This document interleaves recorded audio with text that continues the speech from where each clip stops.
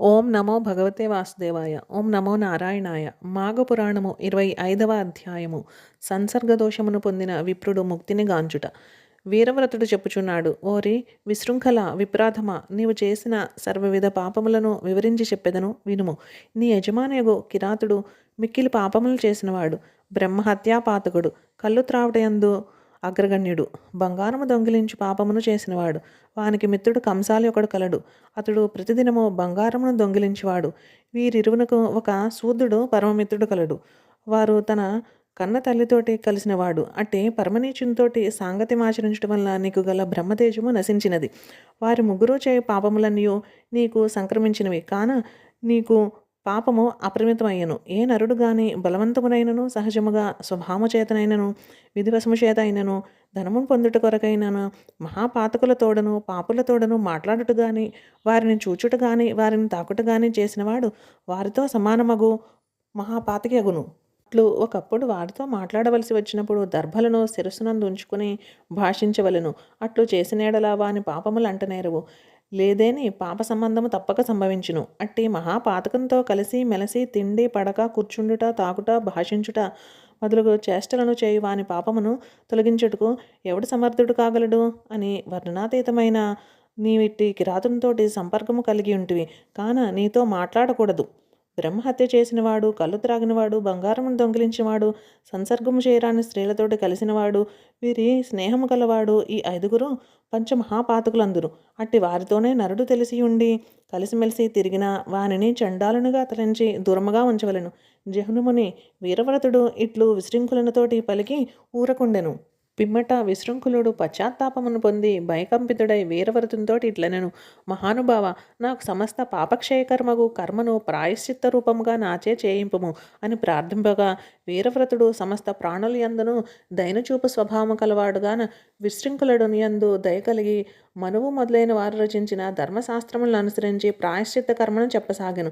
బ్రాహ్మణాధమ విశృంఖల, నీవాచరించిన సాంగత్య రూపముగా కలిగిన మహాపాతకమునకు ప్రాయశ్చిత్తమును చెప్పెదను వినుము. సదా పాపములను తలుచుకొనుచు తీర్థములను సేవించుచు నిత్యము గ్రామముల వెంట వెళ్ళుచు ప్రతి ఇంటికి పోయి భిక్షాటనము చేసి యాచించి తెచ్చుకుని భోజనము చేయుచు 12 సంవత్సరములు నీవిట్లు వ్రత నియమములను చేయవలెను. ప్రతి సంవత్సరము మాఘమాసమున ప్రయాగ నది యందు ప్రాతకాలమున స్నానము చేసి రమావల్లభుని సేవించుచుండము. ప్రయాగను స్మరించినంత మాత్రముననే మోక్షము కలుగును. ఇక స్నానము చేసిన కలుగు ఫలితము వర్ణనాతీతము. మహాపాతకుడు మాఘమాసమందు మకర రాశి యందు రవి ఉండగా ప్రయాగ నది యందు స్నానము చేసిన ఎడల అతడా వెంటనే పవిత్రుడు కాగలడు. కాన నిరంతరము విడువక 12 సంవత్సరములు ఈ ప్రకారము నియమముతోటి తీర్థసేవ చేసి ప్రతినిత్యము భిక్షాన్నం తినుచుండవలెను.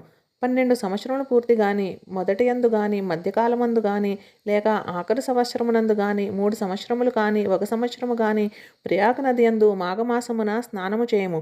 ఈ రీతిగా చేయుచు ఆవు పిడకలు మొదలగిన వాటి చేత ఉడకబెట్టిన అన్నమును 1 నెల రోజులు తినిన పిమ్మట నీవు పవిత్రుడు కాగలవు. ఇది యథార్థము, నా మాట నమ్ముము అని చెప్పెను. విశృంఖలుడు వీరవ్రతుని మాటలు విని అట్లనే చేయుదునని చెప్పి గద్గద స్వరముతోటి మరలా ఇట్లా అడిగాను. మహానుభావులైన మీ ప్రసాదము లోకమునకు ఉపకారహేతువగుచున్నది.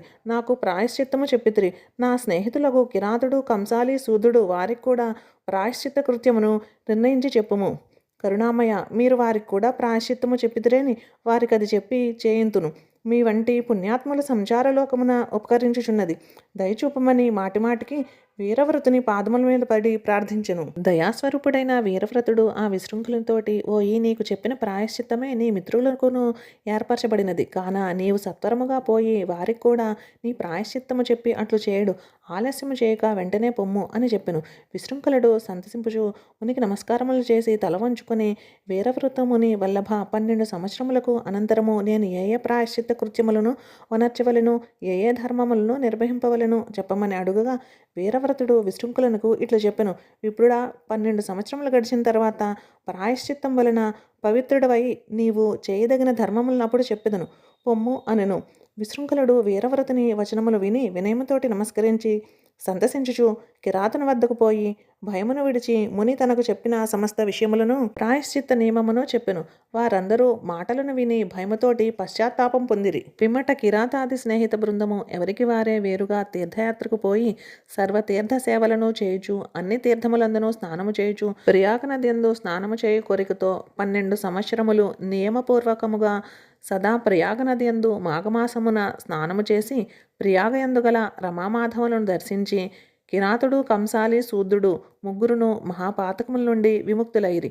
వారి సాంగత్య దోషం వలన మహాపాతకుడైన విశృంఖలుడు అన్ని తీర్థముల యందును స్నానము చేసి వ్రత నియమం కలవాడై భూమిని చుట్టి తిరుగుచు క్రమముగా త్రిలోకపావని సుందరము అగు కాశికాపురి చేరి అచ్చట కొంతకాలం నివాసముండి ఆ పిమ్మట ప్రయాగ క్షేత్రము చేరి ఈ మాసమున స్నానము చేసెను.